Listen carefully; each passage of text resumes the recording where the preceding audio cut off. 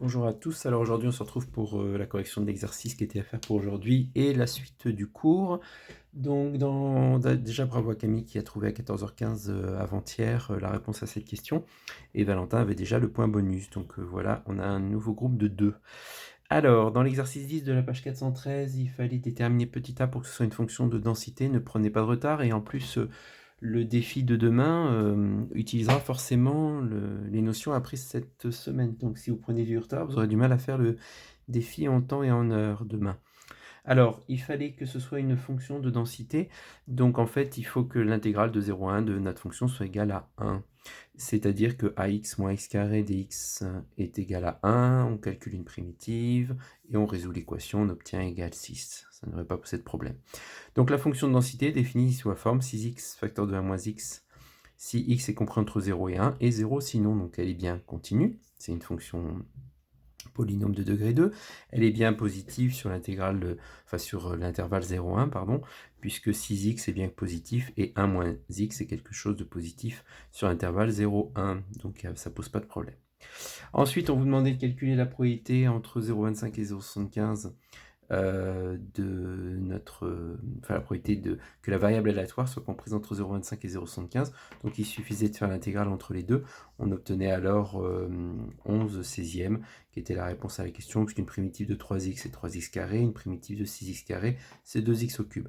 À prendre entre 0,75 et 0,25, eh bien on a donc 11 chances sur 16 pardon, que notre variable soit comprise entre 0,25 et 0,75. Voilà. Alors, la partie du cours pour aujourd'hui, c'est le petit 2. On va calculer maintenant une espérance. Alors, si vous vous souvenez un petit peu de l'espérance quand vous étiez en première, c'était une somme des PIXI. X est notre variable aléatoire et P était la probabilité que notre variable aléatoire prenne cette valeur-là. Et bien là, on a la même chose, au lieu d'avoir une somme, on a une intégrale. Au lieu d'avoir x, ben, en fait, on a le même x, hein, c'est la même chose. C'était grand x dans les variables discrètes, alors que quand ça va être continu, on va être sur une intégrale. Et bien, et PI, qui était la probabilité que la variable aléatoire prenne cette valeur, eh bien, est remplacé par f. Donc on se rend compte qu'on a exactement la même formule dans le cas discret que dans le cas continu. La somme est remplacée par une intégrale, et P, la probabilité d'avoir grand X égale petit x, est remplacée par notre fonction de densité. Donc l'expérience d'une variable aléatoire continue x à valeur dans l'intervalle AB, dont la densité associée est notée petit f, est définie par espérance de x égale l'intégrale de AB de x, f de x dx. Donc si on reprend nos fonctions de densité petit f et petit h qui sont ici, on va essayer de calculer leurs espérances. Donc je les ai rappelées ici, x plus 1 demi sur 0,1 et 1 sur x sur 1e. Donc quand vous calculez l'espérance de cette variable aléatoire, eh bien il suffit de rajouter x devant votre fonction, donc ça fait x facteur de x plus 1 demi. Donc on développe, on fait une primitive, on remplace, on obtient cette 12e, sauf erreur de calcul, on obtient cette 12e. Ce qui veut dire que notre variable aléatoire prend en moyenne la valeur 7/12e sur cet intervalle-là. h de x, hein, c'est la même chose, mais cette fois-ci, on a 1 sur x, donc on obtient x fois 1 sur x, ce qui fait 1. Quand on cherche une primitive de 1, on obtient x, ce qui fait e moins 1, donc la valeur moyenne. Alors attention, c'est pas toujours un nombre compris entre 0 et 1, on n'est pas sur une probabilité, hein.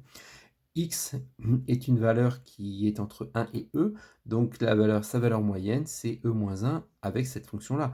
On aurait changé de fonction, on aurait bien sûr une autre valeur moyenne. Donc voilà.